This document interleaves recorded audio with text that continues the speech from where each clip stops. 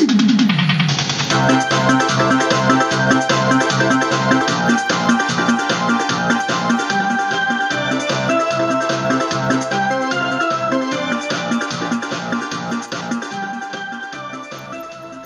there, Simon from simonwoods.com.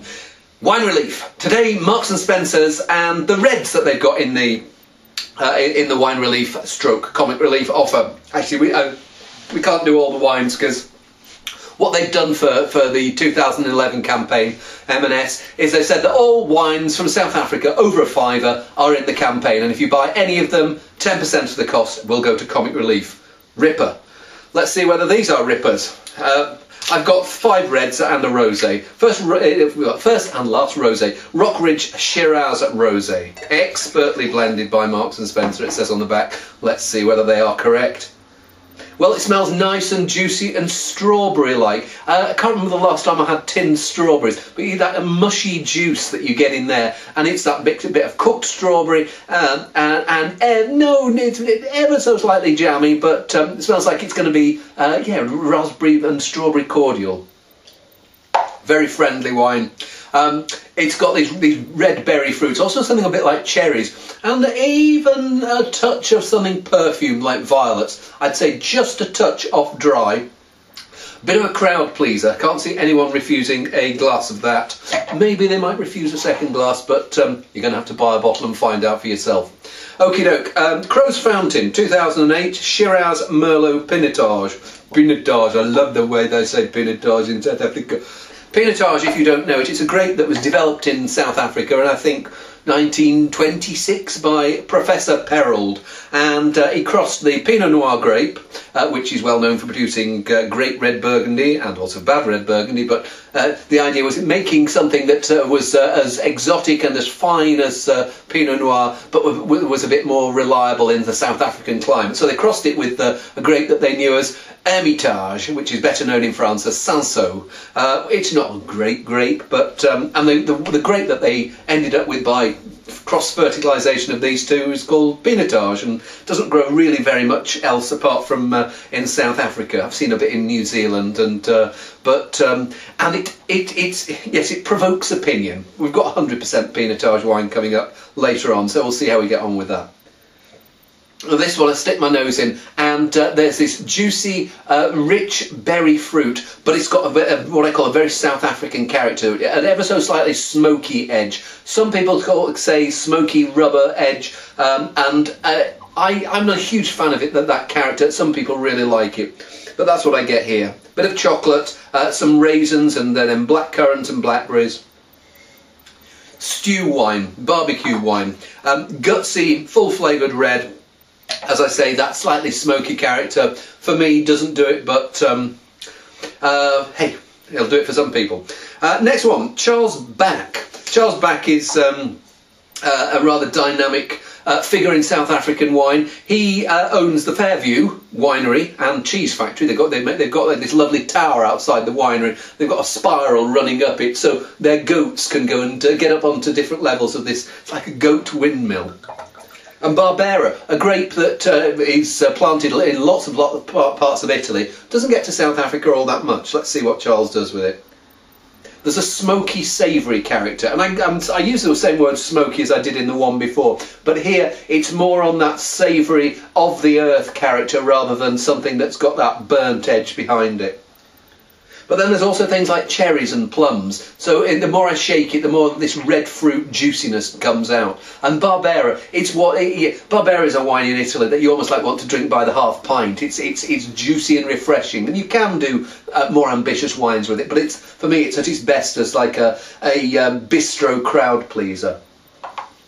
And it is a lovely, juicy, fruity wine. It's got what I really like about it. It's got these bags of fruit, these raspberries, these cherries, a bit of the strawberry, but then it's got a cleaner, more savoury side. What do I mean by savoury? Well, think of the sea air, that briny character that you get in the sea air. If you set that against a lovely ripe fruit, sometimes people would say sweet fruit. It is on that sweet side, but it's ripeness rather than out and out. It hasn't got unfermented sugar in there. So you get this nice balance between the two, the sweet and the savoury, and it leaves your mouth thinking, that was entertaining, can I have some more, and can I have something to eat with it? Let's see what the next one's like. Mahudi Merlot. Now, I've had some South African Merlots where they've always wanted to make Shiraz with the grape. They've ripened it and they've ripened it and they've just wanted to go into that really rich, dark, plummy, over-the-top spectrum. And the result has been, it's started to shrivel up. It's been too warm for it. This has got leafy freshness, and there's a leafy character there that some people might find a bit disturbing, but is very, very true to Merlot. And it doesn't feel like they've overworked the grapes. In other words, you know, if you're making tea, you can really mash a tea bag and get too much out of it. Well, some people make wine in a similar way. Overpress the grapes, trying to get as much flavour as possible out, and in the process of getting good flavours out, they also get bad flavours. Feels like they've had a lighter hand here. Yeah, nice wine. It's got richness, but it's got this leafy edge to keep it fresh. Juicy berry, bit of the plum, maybe even some red cherries in there, and this leafiness. It's not so much that it feels like you're chewing as if celery's been dunked in it or anything. Bring me a steak, I would happily drink a bit too much of that and enjoy very much in the process. Pinotage. I mentioned Pinotage earlier. This is Houdamond Pinotage. And Pinotage, it's a grape. So this the idea. Well, you knew that. Some places can ripen Cabernet Sauvignon, some places can't. Pinotage, just because it comes from South Africa, there's no reason to say that everywhere in South Africa is going to do it well. And a lot of places in South Africa don't do it well. But when they do it well, it's a unique experience. And it smells like they've done a good job here. What in terms of Pinotage character, it's weird. It's a grape that smells ever so slightly of bananas. Bananas, red berries. It's got this roasted coffee character. Some of that is from the oak barrels, but I suspect quite a lot of it was in the fruit in the first place. And it feels like it's going to be velvety and warm, like a caress of a wine rather than a sort of an assault of a wine. Well, as Pinotage goes, that's pretty good. If you want to compare it with other wines, if you imagine something like a lighter-bodied Shiraz, but with some white wine in, there's this. I was saying before about that banana. There's almost like this peachy character coming through.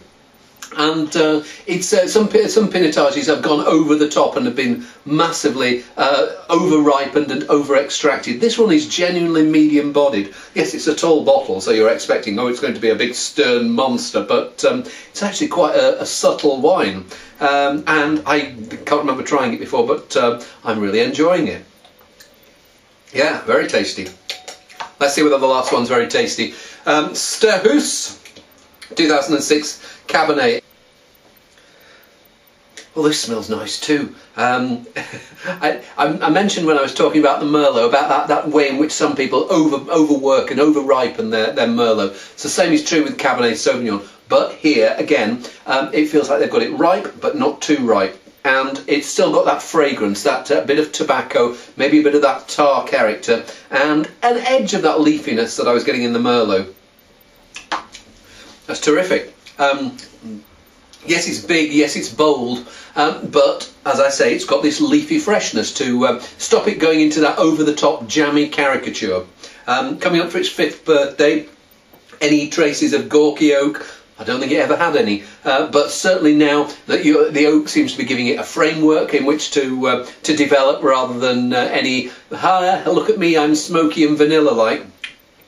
And the finish I'm left with is fresh and welcoming and says to me like, go on, you want some more of me, so I'm going to have another sip. Well, it's only February, but I can confidently say that's the best South African wine I've had this year. Yeah, I think these last 3 in particular are terrific. And if I'm not sure whether Marks and Spencer's gives you a case discount, but that's not in the principles of Comic Relief. What I want you to do is go out and buy, especially these last 3, in large quantities. And don't burp in the process. Enjoy them and raise lots of money and drink some great wine in the process. So there you go. See you soon.